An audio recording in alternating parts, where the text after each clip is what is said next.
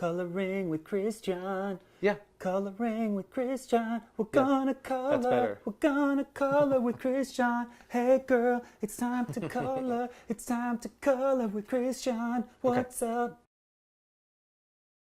Welcome to another exciting episode of Coloring with Christian. I'm Christian, the world's premier sparkle artist, and today my guest is Harold Levine. Yay! Yay, hello. Harold is a all-around nice guy and a marketing consultant. This is true. By trade. And what else? What else do we need to say about Harold? I was a marketing consultant and a photographer. And a photographer. #1 city bike fan in New York City. That's true. And nascent Torah scholar. Nascent Torah scholar. Okay, so the rules are, just to review for all of the newcomers. I like rules. You do like rules. I like rules. That's true. Never met a rule I didn't like. So the rules are that you tell me what you want, and then I either find an image and make a tracing of it, what you want in your life, or I make a collage, and then I trace that, and then that's what you color. And as you're coloring, you say the name of the color, if the color has a name. So what did you say you wanted more of? You know, Christian, I just wasn't quite sure. There were so many, I'm happy, there's so many things I could use. I thought that, at first I thought I could use some peace and quiet. Uh-huh. And then I thought, oh, what do I want? I wanted to read my Torah without any problems. And then you said, honey, you know what you want that'll be able to do, so you'll be able to do all of that? Money. So I think we decided on money. No. Money as wasn't money? Nope. No. Oh. And then we had a discussion about it. Oh, and then I said that. And then you came back to me and you were like, you know what? What I want is to be able to read the Torah. Right. Is to be better at reading the Torah. Okay. So look at your image. Okay. Let's see what you got. Oh my God. Oh my God. It's a bunch of people.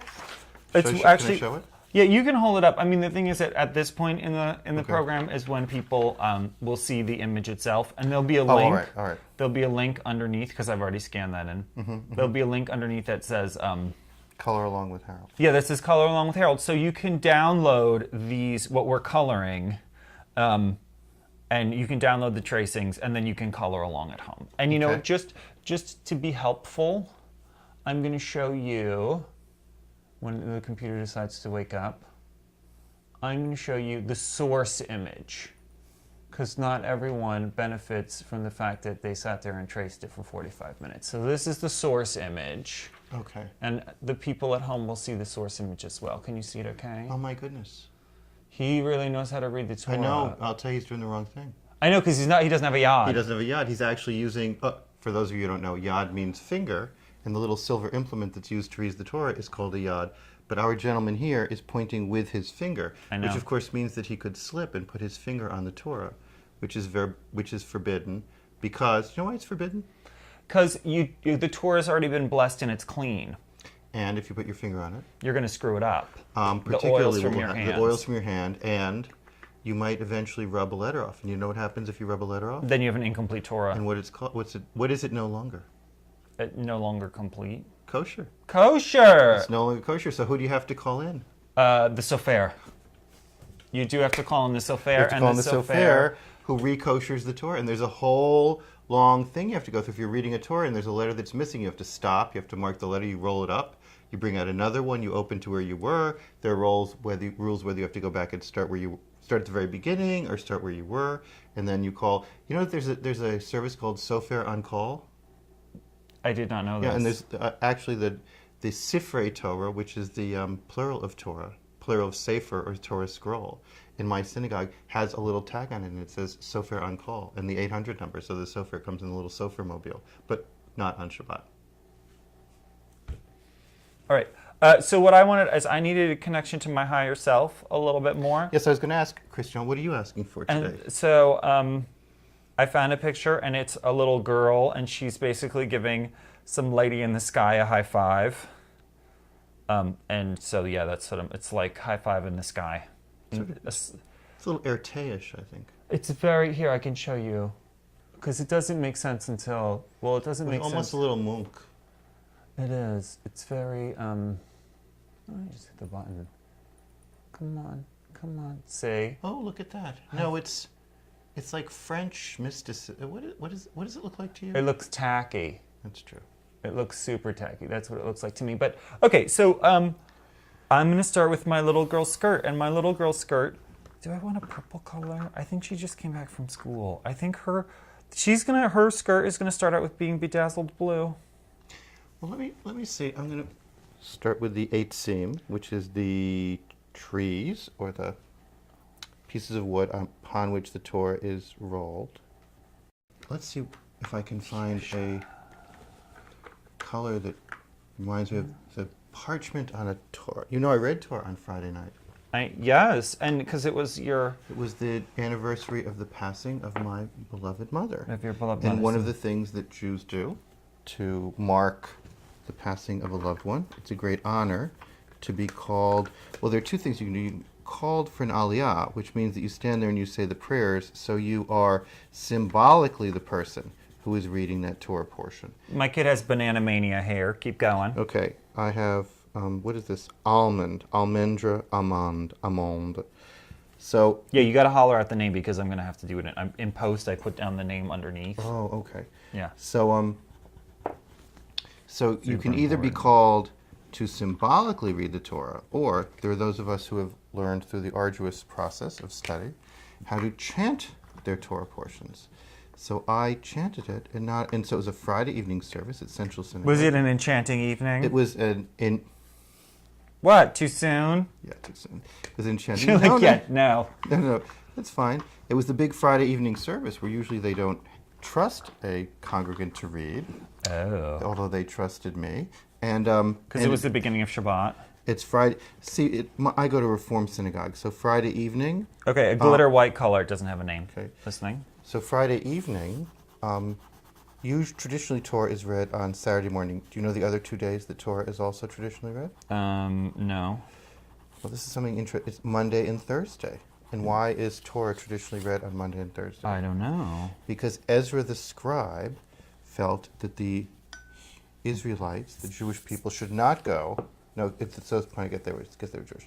They should not go more than 2 days without hearing a few words of Torah. And Tuesday and Thursday, it appears, were the market days in Jerusalem, where everybody gathered to bring in their goats and their sheep and their hummus and their olives and whatever else they were selling. Their shmatas. Their shmatas. I'm going to put a little white here. We've got 3 options for white. This is white with glitter. This is white with green glitter. I'm going to use glitter because you're supposed to, it's the top of the Torah cover, and you're supposed to... And then this is that for the mantle? The mantle. Where's the white with glitter? Did you give it to me or no? No, that one. That is like a little green glitter in there. Call it out, glitter white. The glitter collection they don't have a name. They don't have names attached to them. I know. And if you need to, I left the little edge right here so that you can test your little parts by... Test my parts? You test the little colors. You know what I love about having you on the show is that with all this talk about Torah and stuff, well, usually we talk about who somebody's porn crush is or what they thought about RuPaul's Drag Race. So I'm enjoying... I'm not your normal guest. That's true. I'm not your normal anything. Yeah, it's true. That's true, too. So not only did I read it in front of the whole crowd... How many people? I think we had about... Remember Friday night was so rainy. Oh, right. So, Now, which synagogue was this? This was Central Synagogue. Wow. And there were several... Wow, Central Synagogue. Central Synagogue is, for people who don't know... Is the big deal. Is a big synagogue. I mean, it's one of the top 2, I would say, in the city. The other for one, Reform. Temple. For Reform. The other being Emmanuel. And we stream. Oh, yes, the live stream. So there were people who were not able to join me in person. Where's gold? Any gold? I don't know, girl. You're going to have to... Okay, sorry. You're going to have to spin metallics. it around. I think this is it. Is that straight up gold, or is that like a sunburst? I think it's... Let me try it on my little strip here. Yeah, you get your little extra there. What's the name of it? You have to call out the name. Metallic sunburst. Metallic sunburst. That's fine. It's what I want. Okay. So I was happy. I was happy with how it turned out. And so there were people following along from friends who were not able to make it in person, who came and who watched me stream. And then I went to this big party. Do you know that the circle of gay and the circle of Jewish in New York, like the Venn diagram, they're like on top of one another in many events. Keep doing that, and then all of a sudden we're going to lose all of your religious viewers. Okay. The religious. Yeah, because you're like bend out, and then you started banging on the together. Shabbat channel. Yeah, exactly. Or there's the Shalom TV. That's it. Is there really Shalom TV? That is one of the places where our services are broadcast over Shalom TV. Should we? All right, now the gentleman. Am I going to? Christian, what do people usually do for flesh? Do they use the flesh color? Do they? I don't really pay attention about what other people do, but you could do whatever you want. I don't know. I think this guy looks kind of pink, a little top of his head. So I'm He's a little pink. Sort of pink. Oops. I'm having some difficulties. Is this the sharpener? That is the sharpener, No. and it's the telescoping thing. I think I actually want to go a dark green color. I think I see the color I want. Oh, that's purple. Let's see, on the shadow side. I'm not sure that melon is exactly the color.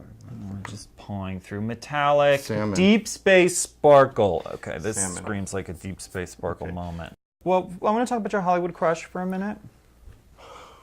Mine right now is Timothy Olyphant, and the thing is that I think I'm just going to do a lot of cardio so that I could be skinny like him. A lot of cardio. Hollywood crush. Give me the Hollywood crush means this is someone I would want to. Who's your Hollywood crush? Jake Gyllenhaal. Oh, okay. I liked how you trying to get a functional definition of Hollywood crush, and then when I just say it again, you know exactly who it is. Jake Gyllenhaal. He's Jewish, right? Yes. Nice bar mitzvah boy. Aww. Oh, I know. All right, so shall we explain what Tim Tams are to the people at home? This is Aquamarine, which is agua marina or egg marine. Aquamarine always reminds me of my grandmother. Does it? Why? Because she had a big aquamarine ring, and I didn't know that was a stone. Yes, it is. It's what used to be called semi-precious. They've renamed these things. They don't call them semi-precious anymore. Oh, so it's like amethyst is semi-precious stone? Well, it used to be. It's now just called because the precious stones were, of course, diamond, emerald, ruby, and sapphire. But they call. I don't know what they call them now. But they're not semi-precious any longer. I'm not in love with diamonds. I'm going to go on record. Why not? They're not. I love that they're sparkly. This girl's best friend. I love that they're sparkly, but it's just people just go gaga for diamonds, and it's like one of those things where I'm just like, okay, like a giant diamond is nice, and it's nice that it's sparkly, but their price is Ross. Yeah. Oh no. I'm just confused. Is it black? Black. What color is this? Negro. Black. Negro. Noir. So, are we at Tim Tam? Marvelous. Tim Tams. So wait, so we have to talk about Jake Gyllenhaal for a minute? Do we like him better with a beard or without? Or that's on to you because he's your Hollywood crush. I mean, I think Jake Gyllenhaal seems okay. But, the thing, too, for me is that, I don't know, he seems, I'm going to say this and maybe it'll get a giggle, but he seems too straight for me and everybody loves him. And I'm just like... Timothy Olyphant is gayer? No, he's not, but I don't know. I know. I think that Jake Gyllenhaal is a little obvious. How could you not have a crush on Jake Gyllenhaal? I don't. Have you ever seen him? I saw someone I thought was... I have seen him. I've seen him at the gym. Or no, maybe... way. No, I didn't see him at the gym. It wouldn't do it for me. Okay. Because this is the thing. People love Hollywood stars, and they don't realize that there are tons of guys out there who are, way hotter. Hollywood isn't just about hotness. It's about all these other weird factors, and I don't know. All right. Honestly, I probably wouldn't want to hang out with my... Yeah, no, I don't know. All right. So, Tim Tams. Tim Tams. I have a good friend who is Australian. Lavender, or Lavender, as Hot Paul says. Lachlan Glenn. Right. And he was posting on Facebook about Tim Tams. I'm like, what are Tim Tams? And he said, oh, they're this delicious cookie from Australia that we all love. And when people say about things that they really love from their country, they're never delicious. It's like Vegemite and Marmite, and they're like, oh, if you really... Give me an example of something German that your German family loves, but you'd like... Sky blue. Well, they're Printen. I don't know if we love those. What are they? Printen, it's like a cookie that comes from my mother's hometown, and they have big pieces of sugar in them, like little sugar crystals. Okay. And they're kind of I don't know what flavor they are. They're like an anise flavor. Right. They're okay. I mean, I wouldn't... Actually, the one thing that I do love, which isn't a German thing, but because my mother's hometown is right on the border with Holland, Stroopwafel. Oh, yes. Those are good. Yeah, those are amazing. So they keep on talking about Tim Tams. And yeah. Lachlan once posted that he had eaten a whole box of Tim Tams in one setting. I'm like, okay, I don't know what that is. So his mom, of course, came to visit. And we were having lunch, and she said, I brought you something from Australia. And I had no idea what this was. and she pulls out this package of Tim Tams. Nice. And we opened it. Then we were having lunch at Cotton candy. We were having lunch at the Boathouse in Central Park, and we pulled it out right then and there. And we Did you eat it at the restaurant? We had one. I had coffee, and I had one. And they showed me there are all these things they're like. Did they teach you how to do chocolate? Tim Tam Slam? Yes. Right there? Right there. I know, Love and it them. seemed like a kind of intimate thing to be doing in a restaurant. Again, His lovely mother was leaned over with this Tim Tam when you chew off one tiny corner and then another tiny corner, and you suck your tea or coffee through it. Right. And so then so the cookie is like a kind of cake-ish, Yes. would you say? And it's enrobed in chocolate. And so the genius of the Australians is that they've realized that by biting off two ends but keeping the enrobed chocolate It's really intact. two tiny little corners. They were all over me that I bit off too much for a real slam. Oh, really? Yeah. And basically the cookie becomes a straw. Right. Or does the straw become a cookie? No, the cookie becomes the straw, and then, of course, the cookie becomes the straw, and then you eat the cookie, Right. which has now been totally drenched. And you have to be careful because if you use it too long, it will disintegrate and fall into the coffee, which I think isn't a big problem. So, may I ask you some questions? Sure. Is that allowed? Yeah, you can do whatever you want. So, how did you come up with the concept of coloring as therapy or coloring as what? Coloring as a chat show? Coloring as a I as have a way no to get idea. people talking. I have no idea how I was like, oh, I'm going to do this. But, so I have the coloring books that I do on the street. Right. So that was a fun idea. I don't know how that came about. I never know how any of my ideas come about, honestly. Coloring books on the street, but the thing is that I've been doing this. So I went to the art supply store down the block from me a while ago, and I fell in love with the colored pencils. And I thought, oh, what would I draw if I had these colored pencils? And I thought, well, I remember this saying where Warhol said he was going around and going to everybody and he's saying, what should I color? What should I color? What should I paint? What should I paint? What should I paint? And somebody said, well, what do you love? And he's like, well, I love money. And they were like, well, paint that. And so that's Silver, plata, there's also Sonic Silver. I'm just putting that out there. So anyway, I was like, oh, okay. So I was like, okay, I'm in the store, and I started buying all these colored pencils, and I'm like, well, what am I going to draw? What am I going to draw? What am I going to... And then I realized wieners. So I was doing... Sausages? Wieners, no. Peni? Yeah, schmeckel. Schmeckel. So I was doing a lot of drawing of schmeckles, and then I realized I was really bad at drawing schmeckles, because I'm bad at drawing, but I'm good at tracing. So I used my iPad, which I also use for client meetings. And you traced your schmeckel? Not my schmeckel, but I would find schmeckles online, and I would trace them, and then I would color them in with the colored pencils. And then I was like, you know what? I'm not loving how these colored pencils are, because sometimes they weren't soft enough, or sometimes they just, it just wasn't working for me. So then I started tracing and coloring with crayons, and then I just started, after a while, I got bored of schmeckles, and so I started going, oh, what's a really amazing American moment is that moment when cops have a drug bust and they put all the money and dope and guns on the table. And for some reason, I got really attracted to that moment. Because I don't know, you never see that on European television. They never are like, look at all this dope we got. But I don't really watch enough European news, but I've never seen that happen on German news. Let me just break that down. Okay. And then I have watched a bunch. So they usually, care about real things, or they look at heroin as like a social ill. They're not like, we got them. So anyway, I started finding those moments, those images, and then coloring them.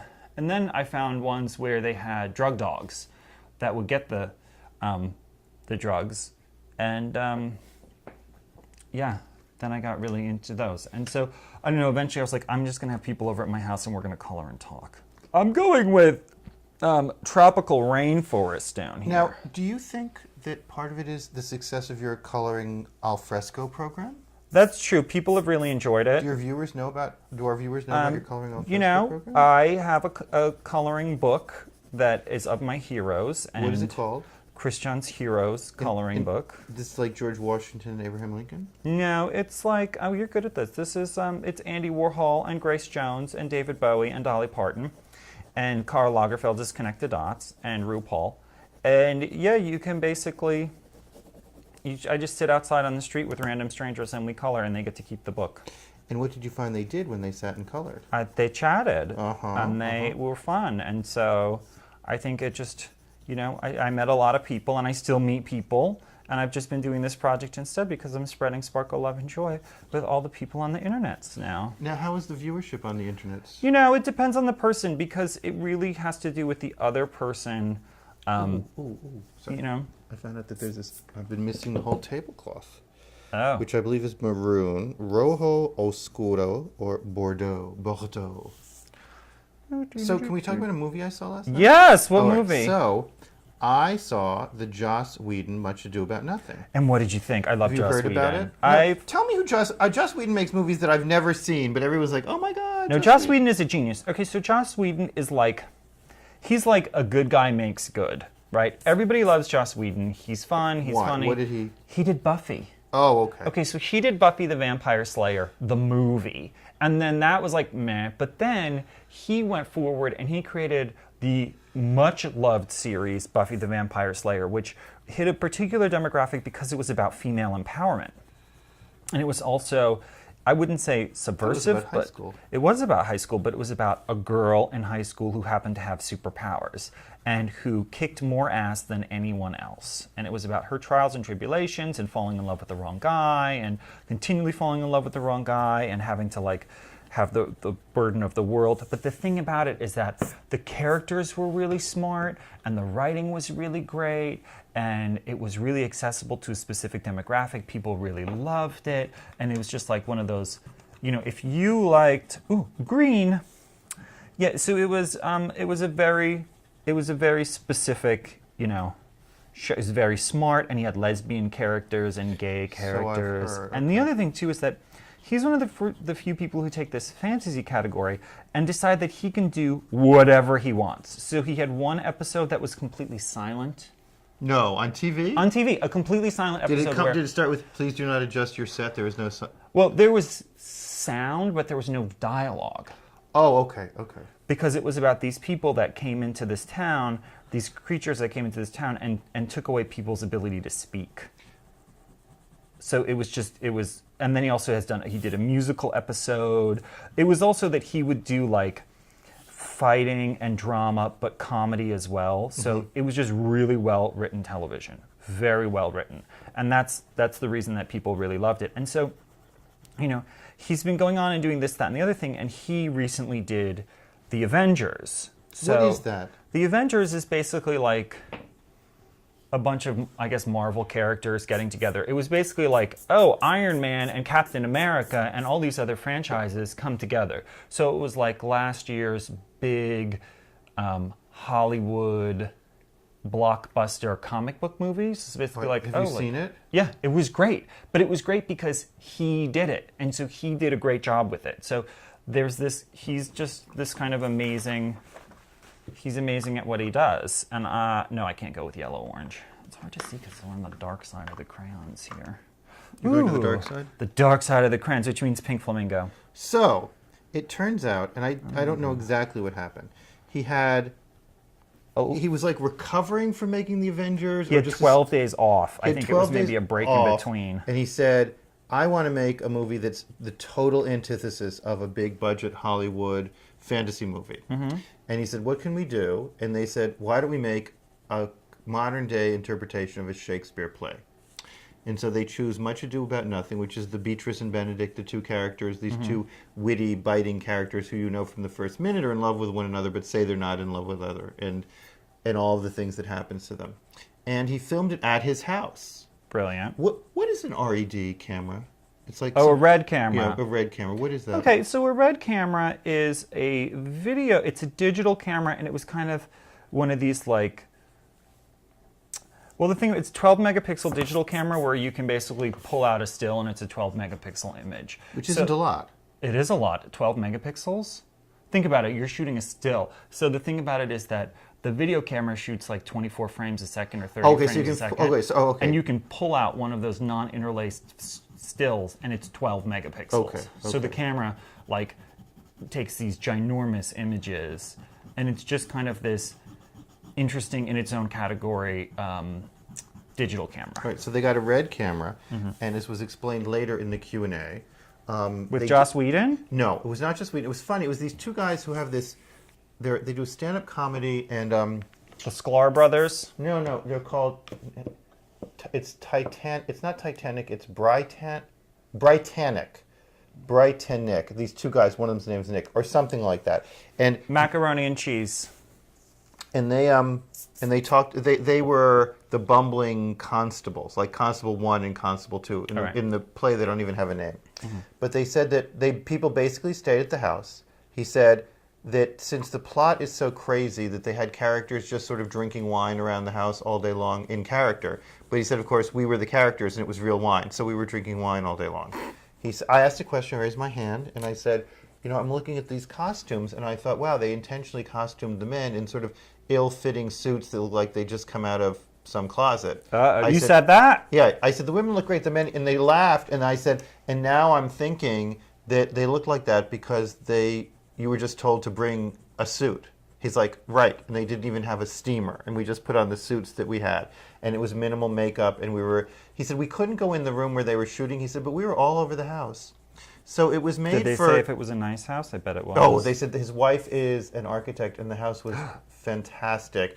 That there was like a little girl's room with 2 beds with stuffed animals. That was their daughter's room, and at a certain point every night the kids would say, listen, can we please have our room back to go to sleep, because he was filming in his daughter's. It's very intimate. They didn't really do any set dressing.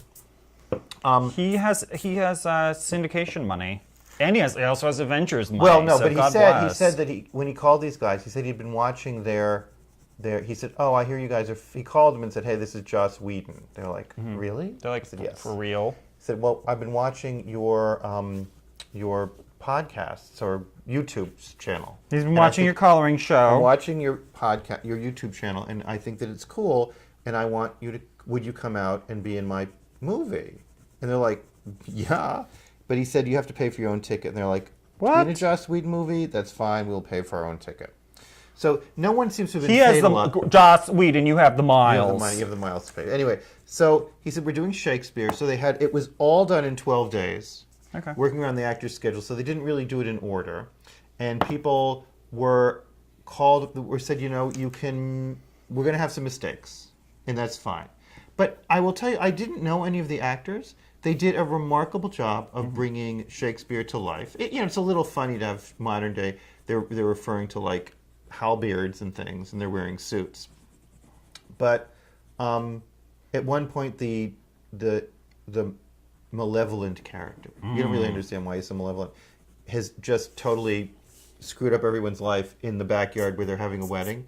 And they have a shot, and the guy's leaving, and there was one of those cupcake towers instead of wedding cake, and he as he's leaving, he takes a cupcake, and they said that was like the best improvisation in the whole thing. He was probably hungry. He probably just hungry. So they wanted a cupcake, red. So it was great. I will tell you that I laughed hard and I cried.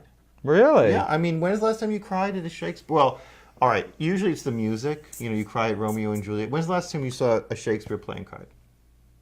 I don't know. Okay, well, I cried. Okay. But I'm a big crier anyway. Sure. Carnation Pink. So I think it's just, so these guys came on and they were really funny. Mm-hmm. So I went home and I said, I'm going to watch their YouTube channel because these guys really must be great. So I went and watched their YouTube channel. Not so great. Not as great. Not really so great. If you had a superpower, what would it be? What superpower would you want? Would it be flight? Would it be... I love somebody once said to me, mine would be flight, but I could only fly the same speed that I could walk.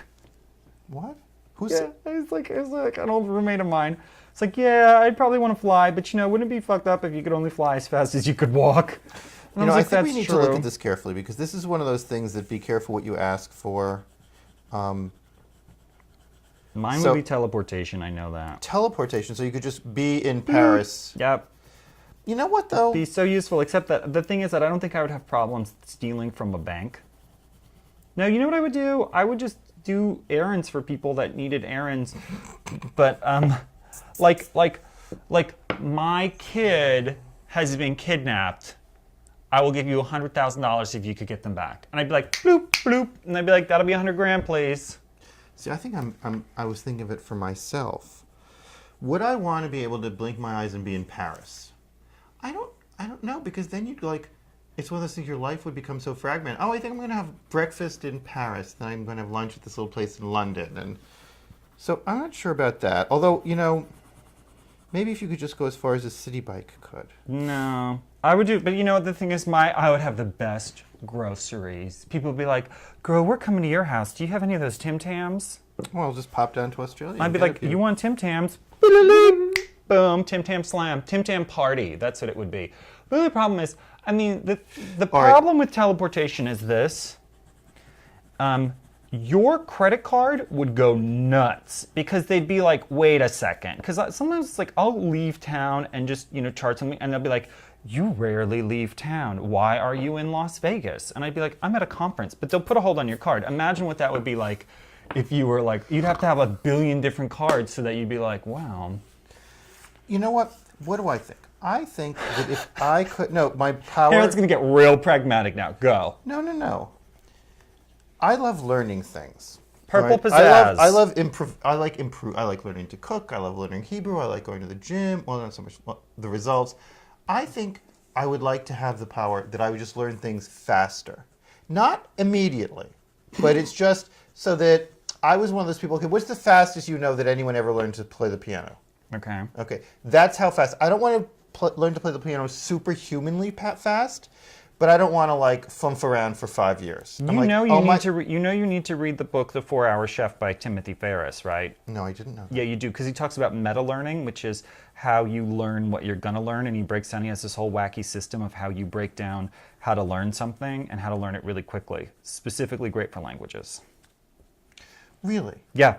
So I would like to be the person that says, okay, I started at the beginning of my Hebrew book, and I went to the end, and it took 4 weeks, and I learned Hebrew. Yep. I have friends who, I don't have anyone who does any of it, like Lachlan Glenn has a photographic memory. And so when he sits down to learn a piano piece, he can learn it from the score. It's not a miracle, but it's like top 1%.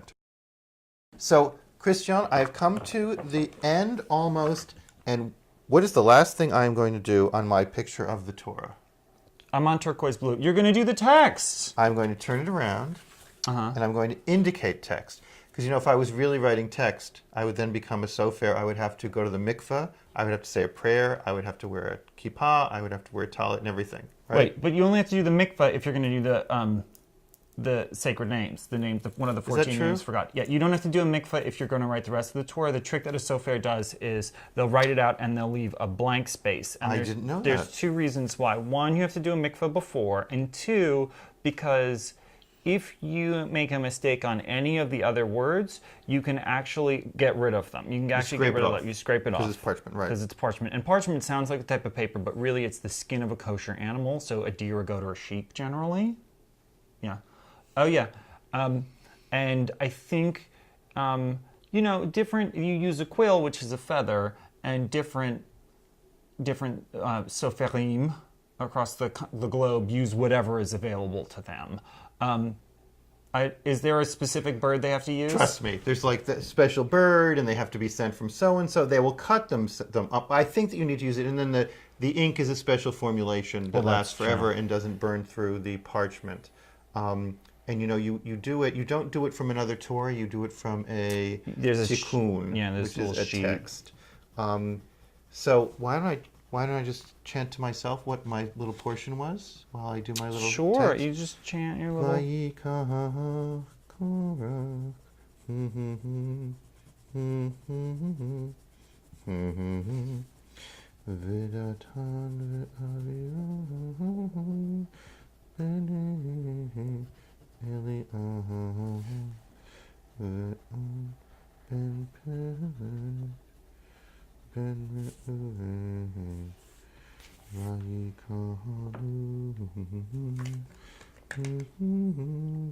Not to interrupt, Cornflower.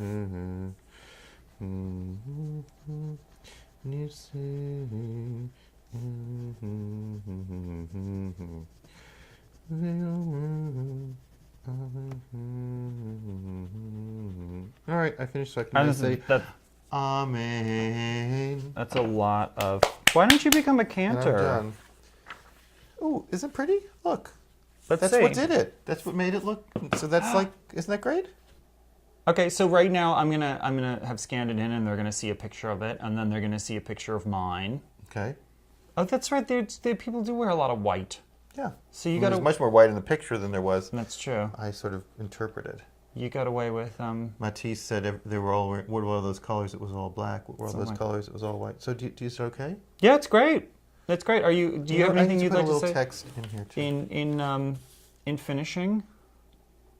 Yes. Would I say? Thank you so much. Thank you for coming. You know, I when you told me that we were going to be doing this for the length of time we were going to be doing this, I thought, oh my gosh, how long does it take to color something? What am I going to talk about? But you know, the nice thing about you as a friend is that you always have something. You're a good listener. That's true. I think that's one of the reasons you're so successful here too. At Coloring with Christian. Coloring with Christian, because someone is talking and someone is listening, and you are the listener. And oh yeah, that finished it off. And done. Scene. All right. Well, thank you, Internet. Thank you, fans. Thank you, fans. You don't think I'm going to have fans? You will. I don't.